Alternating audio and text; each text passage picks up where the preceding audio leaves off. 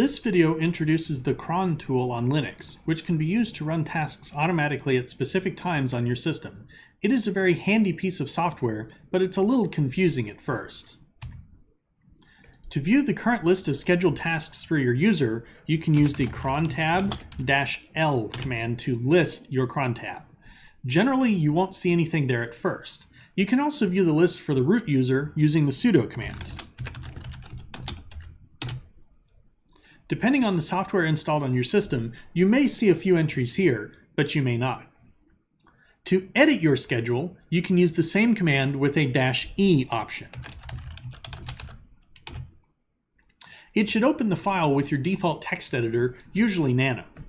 At the top of the file, it gives some very useful information about how the file is constructed. At the bottom, you can add commands that you'd like to run. There are 6 columns present in this file in this particular order.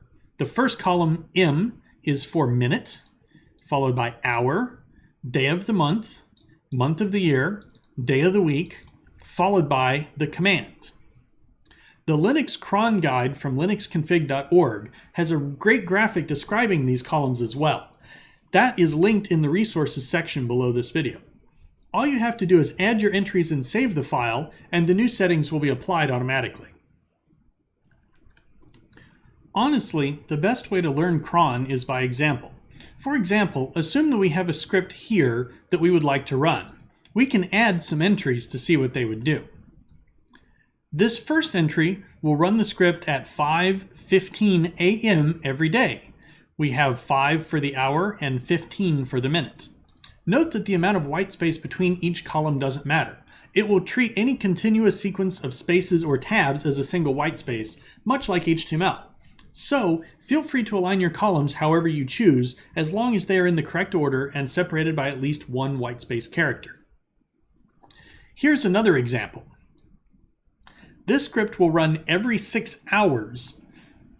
Here I have the hour as an asterisk divided by 6, meaning that it will run every 6 hours or every time the hour is divisible by 6. So it will run at 12 a.m., 6 a.m., 12 p.m., and 6 p.m. each day. This script will run every hour at 10, 30, and 50 minutes past the hour, but only on the 15th day of each month and every Friday. Note that the day of the week option is generally separate from the day of the month option. This does not mean that it needs to be a Friday on the 15th for it to run. It simply means that it would be either the 15th day of the month or the 5th day of the week.